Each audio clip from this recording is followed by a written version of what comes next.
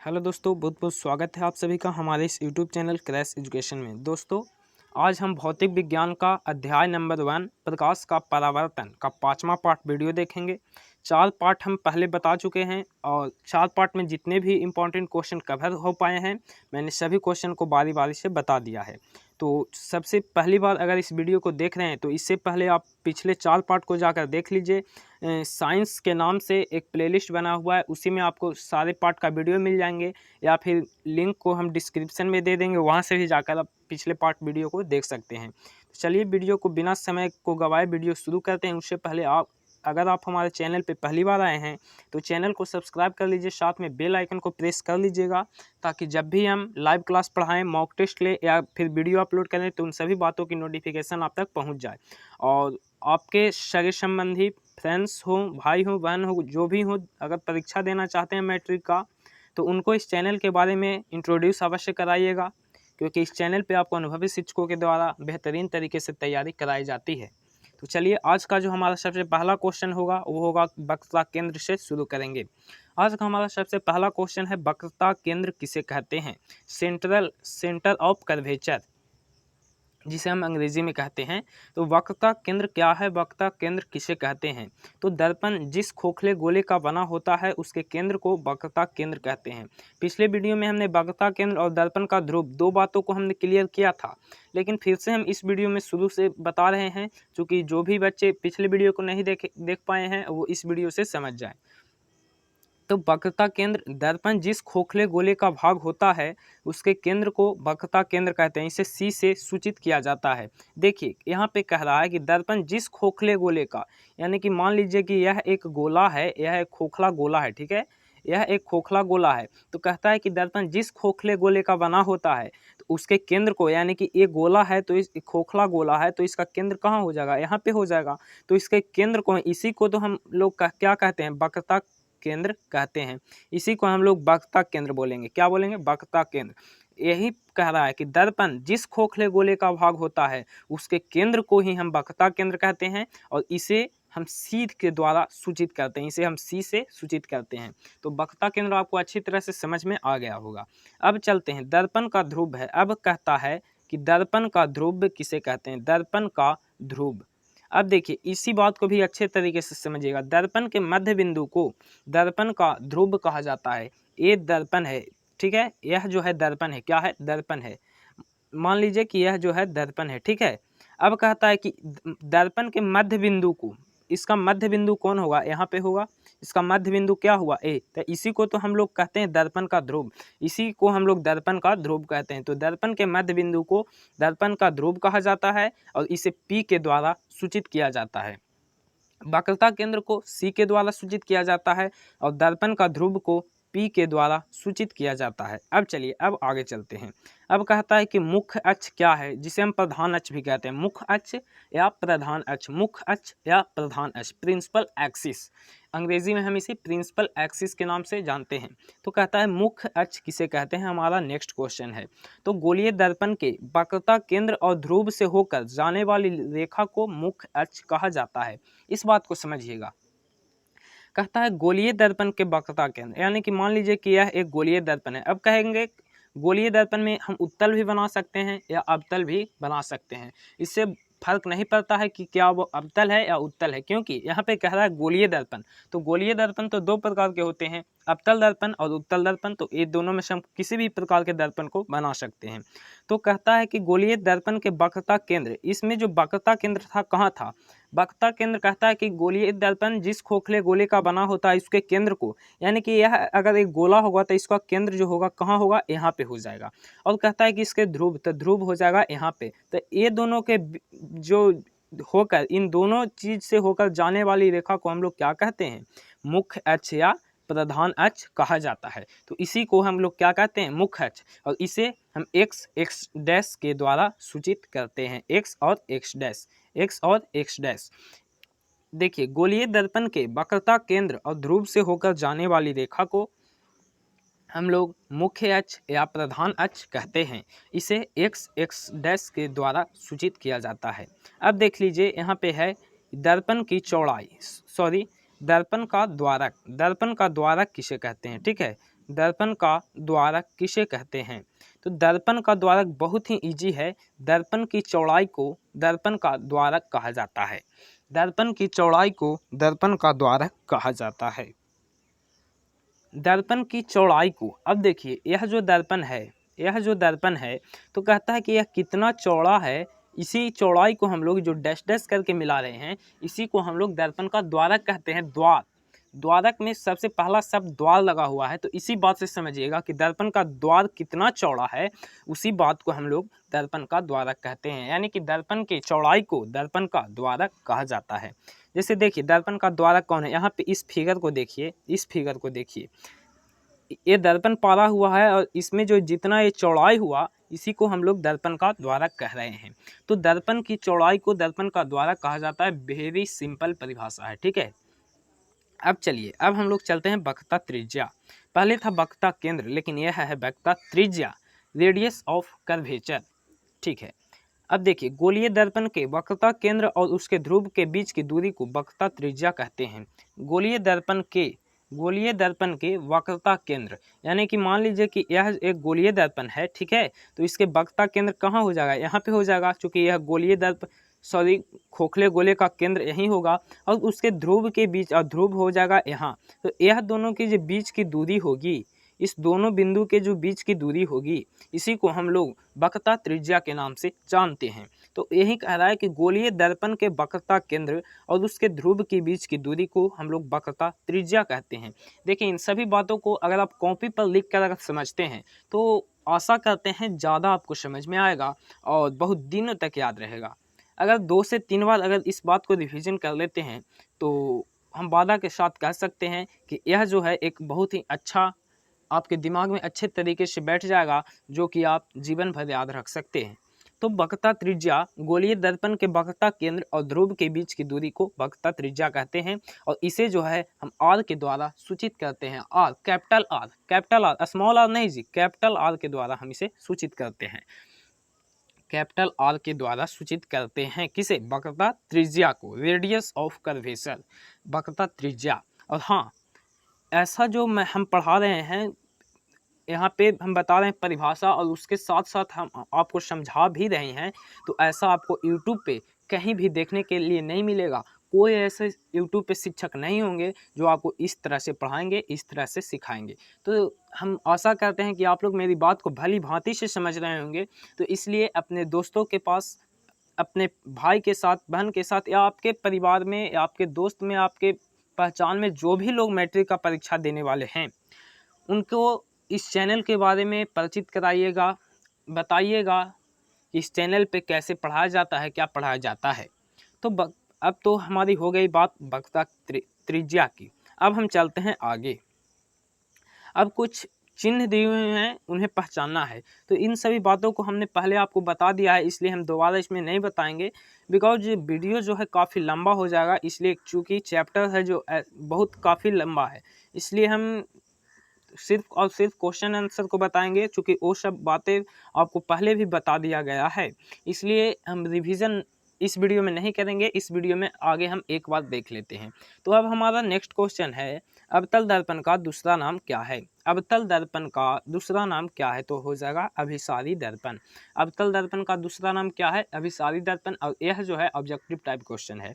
यह जो है ऑब्जेक्टिव में कई बार पूछे जा चुके हैं, बहुत बार मैट्रिक के एग्जाम में पूछे जा चुके हैं कि अवतल दर्पण का दूसरा नाम क्या है। तो अवतल दर्पण का जो दूसरा नाम है वह अभिसारी दर्पण है। और उत्तल दर्पण का दूसरा नाम क्या है? तो अपसारी दर्पण। अवतल दर्पण का दूसरा नाम अभिसारी दर्पण है, जबकि उत्तल दर्पण का दूसरा नाम अपसारी दर्पण है। याद रखिएगा, इन दोनों बातों में कंफ्यूज नहीं होना है।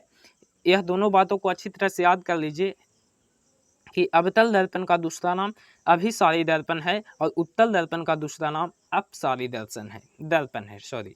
अब देखिए, अब हमारा अगला क्वेश्चन है कि फोकस क्या है? फोकस एग्जाम में आपको पूछ सकता है कि नाभ्यांतर क्या है। तो याद रखना है कि फोकस और नाभ्यांतर दोनों हम एक ही बात को कहते हैं। फोकस को ही नाभ्यांतर कहा जाता है, नाभ्यांतर को ही फोकस कहा जाता है। याद रखेंगे, दोनों प्रश्न पूछ सकते हैं। या तो पूछ देगा वहाँ पे कि फोकस क्या है, या आपसे पूछ देगा कि नाभ्यांतर क्या है। तो दोनों का आंसर क्या होगा? एक होगा, बिकॉज दोनों जो शब्द हैं एक ही हैं, एक ही वर्ड के पर्यायवाची शब्द हैं। तो फोकस क्या है? तो गोलीय दर्पण के प्रधान अक्ष के समांतर, गोलीय दर्पण के, देखिए परिभाषा को अच्छे तरीके से अगर समझते हैं, परिभाषा को सिर्फ रटना नहीं है, परिभाषा को समझना है। और अगर आप परिभाषा को समझते हैं तो हम आशा करते हैं कि आपको एक भी टॉपिक, एक भी शब्द वैसा नहीं होगा जो आपसे इंट्रोड्यूस्ड नहीं होगा। आप एक एक शब्द को, एक एक वाक्य को परिचित हो जाएंगे, बशर्ते कि आपको कंसंट्रेशन के साथ इस वाक्य को समझना है, इस पढ़ाई को समझना है। तो फोकस क्या है, नाभ्यंतर क्या है? तो गोलीय दर्पण के प्रधान अक्ष के समांतर आती प्रकाश की किरणें परावर्तन के बाद प्रधान अक्ष के जिस बिंदु पर मिलती है या मिलती हुई प्रतीत होती है, उस बिंदु को ही गोलीय दर्पण का फोकस कहा जाता है। अब समझिएगा, अब समझिएगा मेरी बात को। मान लीजिए कि यह जो है एक गोलीय दर्पण है, ठीक है, यह गोलीय दर्पण है। अब कहता है कि गोलीय दर्पण के प्रधान अक्ष के समांतर, प्रधान अक्ष कहाँ है जी?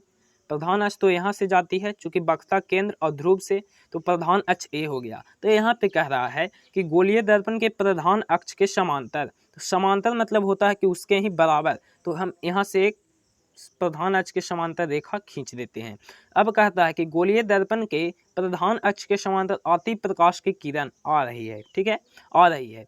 परावर्तन के बाद, जब यहाँ से परावर्तन होगा, परावर्तन के बाद प्रधान अक्ष के जिस बिंदु पर मिलती है, यहाँ से जब परावर्तन होगा तो इस बिंदु पर मिलेगा, ठीक है। यहाँ से परावर्तन होगा तो, चूंकि आपने पढ़ा है कि प्रकाश का परावर्तन क्या है, तो परावर्तक सतह के जिस बिंदु पर, सॉरी, यहाँ पे देखिए, यहाँ पे परावर्तन के बाद जिस बिंदु पर आकर मिलती है या मिलती हुई प्रतीत होती है, या तो मिलेगा, अवतल दर्पण में क्या होगा, मिलेगा, लेकिन उत्तल दर्पण में मिलता हुआ प्रतीत होगा। तो प्रधान जिस बिंदु पर आकर मिलती है या मिलती हुई प्रतीत होती है, तो उसे हम क्या कहते हैं, फोकस। तो यहाँ पर जो मिला, यह जो बिंदु हुआ, यही इसी को हम लोग फोकस कहेंगे, जिसे हम एफ के द्वारा सूचित करते हैं। तो इसी को हम लोग कहेंगे फोकस। चूंकि जब आप पढ़े होंगे कि जब ए परावर्तक सतह है, यहाँ से प्रकाश की किरणें आ रही है, तो यहाँ से क्या होती है, अपने ही माध्यम में परिवर्तित हो जाती है, वही बात को यहाँ पर भी फॉलो करना है। जैसे यह एक दर्पण है, प्रधान अक्ष के, यह प्रधान अक्ष, अब कहता है कि प्रधान अक्ष के समांतर आ रही, तो प्रधान अक्ष के समांतर आई, और यहाँ से जब परावर्तन होगा तो यह जो बिंदु यहाँ पर कटा, इसी को हम लोग क्या कहेंगे, फोकस कहेंगे, और जिसे हम कैपिटल एफ के द्वारा सूचित करते हैं, जिसे हम क्या कहते हैं, नाभ्यंतर भी कहते हैं, फोकस या नाभ्यंतर, फोकस या नाभ्यंतर। अब चलिए, अब कहता है कि फोकस दूरी क्या है। फोकस तो आपने पढ़ लिया, लेकिन फोकस दूरी आप नहीं पढ़े। तो कहता है कि फोकस दूरी क्या है। तो गोलीय दर्पण के फोकस और ध्रुव के बीच की दूरी को, गोलीय दर्पण के फोकस, यानी कि यहाँ पे जो ऐसे प्रधान अक्ष के समांतर आ रही थी, सॉरी, यह एक दर्पण है और यहाँ से प्रधान अक्ष यहाँ से आ रही थी, तो यहाँ पे कटा तो यह फोकस हुआ, फोकस हुआ। तो यहाँ से और ध्रुव के बीच की जो दूरी होती है, इसी को हम लोग कहते हैं फोकस दूरी। तो क्या कहते हैं, फोकस दूरी। तो गोलीय दर्पण के फोकस और ध्रुव के बीच की दूरी को फोकस दूरी कहा जाता है। अब चलिए आगे चलते हैं। अब कहता है, देख लीजिएगा, छोटे छोटे प्रश्न हैं। कहता है कि अवतल दर्पण का फोकस दूरी चिन्ह में कैसा होता है। अवतल दर्पण का ऑब्जेक्टिव टाइप क्वेश्चन है, जो कि बहुत ही इंपॉर्टेंट है मैट्रिक परीक्षा के दृष्टिकोण से। तो क्वेश्चन हमारा है कि अवतल दर्पण का फोकस दूरी चिन्ह में कैसा होता है। तो इसका आंसर हो जाएगा ऋणात्मक। कैसा होता है, ऋणात्मक। अवतल दर्पण का फोकस दूरी ऋणात्मक, जबकि उत्तल दर्पण का फोकस दूरी धनात्मक होता है। अवतल दर्पण का फोकस दूरी ऋणात्मक होता है, जबकि उत्तल दर्पण का फोकस दूरी धनात्मक होता है। दोनों में कंफ्यूज नहीं होना चाहिए, क्योंकि साइंस में ऐसा ऐसा वाक्य पढ़ना है जो आपको कंफ्यूज कर देगा, लेकिन इसे ट्रिक के माध्यम से आपको याद रखना है, ठीक है। जैसे अवतल दर्पण का फोकस दूरी चिन्ह में कैसा होता है, तो यहाँ पे ऋणात्मक को हम घटाव कहते हैं ना, कि ऋणात्मक है यानी क्या है, घटाव। तो यह घटाव, और यहाँ पे क्या कहते हैं, धनात्मक को जोड़ कहते हैं, जोड़। यहाँ पे जोड़, यहाँ पे घटाव। तो घटाव ये तीन शब्द का है, तो यानी कि यह बड़ा शब्द है। जोड़ से क्या है, बड़ा है शब्द में, तो बड़ा वाला दर्पण में प्रयोग हो जाएगा। यानी कि अवतल बड़ा, इसमें 4 शब्द हैं, जबकि उत्तल में 3 शब्द हैं। तो देख लीजिए, ट्रिक बताते हैं।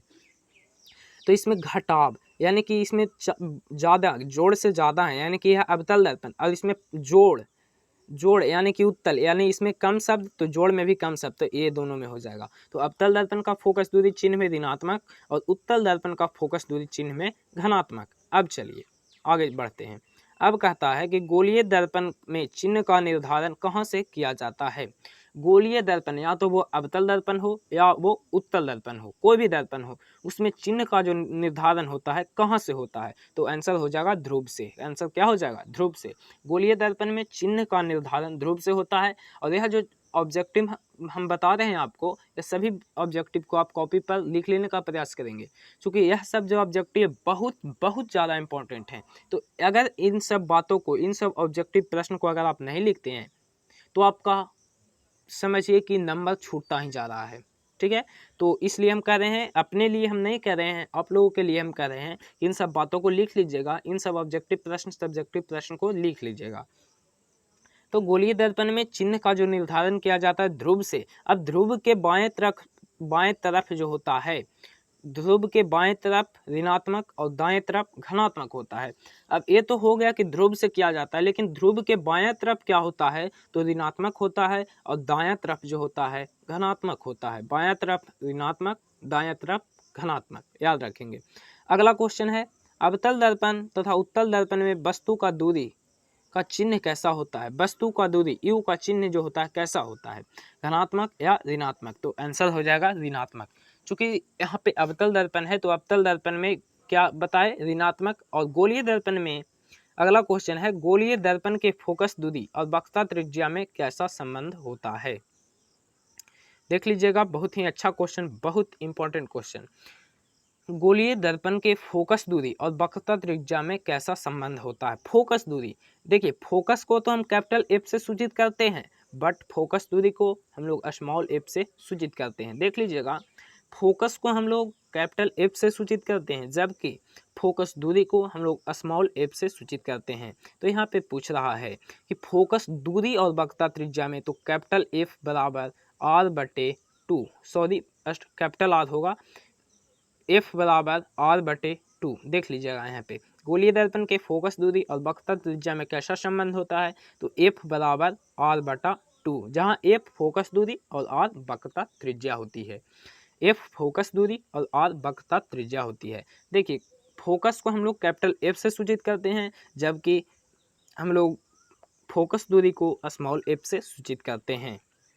अब देख लीजिएगा, इसी सूत्र जो हम बताएं कि f बराबर r/2 कैसा संबंध है, यह बहुत ही इंपॉर्टेंट क्वेश्चन था जी। और इससे दो क्वेश्चन बनता है। पहला तो क्वेश्चन बनता है कि गोलीय दर्पण के फोकस दूरी और वक्रता त्रिज्या में क्या संबंध है, तो f बराबर r/2, और यह जो है एक प्रकार का सूत्र है। फोकस दूरी बराबर क्या होता है, तो वक्रता त्रिज्या बटा 2, वक्रता त्रिज्या बटा 2, f बराबर r/2, f बराबर r/2। अब चलिए इसी टाइप पर एक क्वेश्चन है, यहाँ पे आपको दिया गया है कि एक गोलीय दर्पण जिसकी त्रिज्या 40 सेंटीमीटर है। एक गोलीय दर्पण, यहाँ पे नाम नहीं लिया जा रहा है कि वह उत्तल है या अवतल है, सिर्फ कहा जा रहा है गोलीय दर्पण। तो कहता है गोलीय दर्पण जिसकी त्रिज्या 40 सेंटीमीटर है, ठीक है, तो उसका फोकस दूरी कितना होगा। बहुत ही इंपॉर्टेंट क्वेश्चन, 2 नंबर के सवाल में ऐसा पूछा जाता है कि एक गोलीय दर्पण जिसकी त्रिज्या 40 सेंटीमीटर है, तो बताएं उसका फोकस दूरी क्या होगा। तो यहाँ पे देखिए r बराबर दिया हुआ है कितना, 40 सेंटीमीटर, r बराबर 40 सेंटीमीटर आपको दिया हुआ है। तो कहता है सूत्र है कि f बराबर r/2, तो f निकालना है, तो f बराबर 40/2, यानी कि f का मान क्या हो जाएगा, 20 हो जाएगा। f बराबर r/2, तो f का मान नहीं दिया हुआ है, r का मान दिया हुआ है, तो f बराबर 40 और 40/2 सूत्र से है, तो 40/2 यानी 20, यानी f का मान क्या हो जाएगा, 20। उसी प्रकार से ये भी क्वेश्चन है, तो चलते हैं, उतना हम बारी बारी से तो बता नहीं पाएंगे, तो एक क्वेश्चन बता दिया, अपने किताब से बनाते चलिएगा।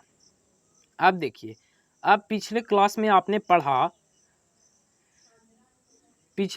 आपने पढ़ा कि अवतल दर्पण को अभिसारी दर्पण कहा जाता है, लेकिन अवतल दर्पण को अभिसारी दर्पण क्यों कहा जाता है, ये बात भी आप जान लीजिए, क्योंकि यह जो है 5 नंबर का क्वेश्चन है और अधिकांश परीक्षा में क्वेश्चन पूछे जाते हैं।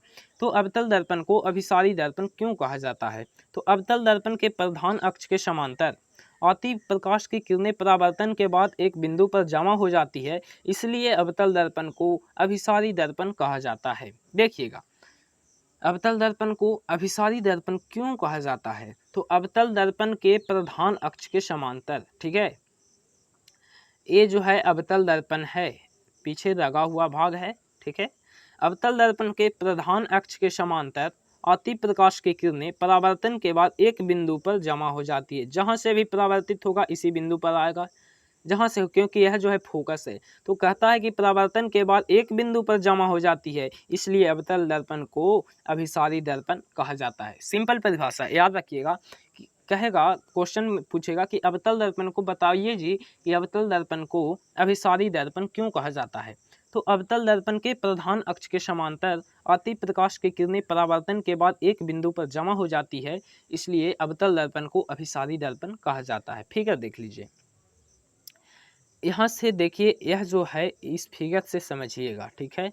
यह है जो है अवतल दर्पण है, देखिएगा प्रधान अक्ष ए है, यहाँ से प्रकाश की किरण आई तो यहाँ पे जमा हो गई, अगर नीचे से अगर जाती है तो फिर यहाँ पे जमा होती है। तो किसी भी कंडीशन में, एनी कंडीशन, कोई भी कंडीशन में जो इसका जो प्रकाश है, प्रकाश की किरण है, एक बिंदु पर ही जमा हो रही है, यह बिंदु पर, इस बिंदु पर जमा हो रही है, तो इसी कारण अवतल दर्पण को अभिसारी दर्पण के नाम से जाना जाता है। अब हमारा अगला प्रश्न होगा कि उत्तल दर्पण को अपसारी दर्पण क्यों कहा जाता है? ठीक है, एक बात तो हमने प्रूव किया कि अवतल दर्पण को अपसारी दर्पण इसलिए कहा जाता है क्योंकि परावर्तन के बाद एक बिंदु पर जमा होती है इसकी प्रकाश की किरण। लेकिन हमारा नेक्स्ट क्वेश्चन रहेगा कि उत्तल दर्पण को अपसारी दर्पण क्यों कहा जाता है जी?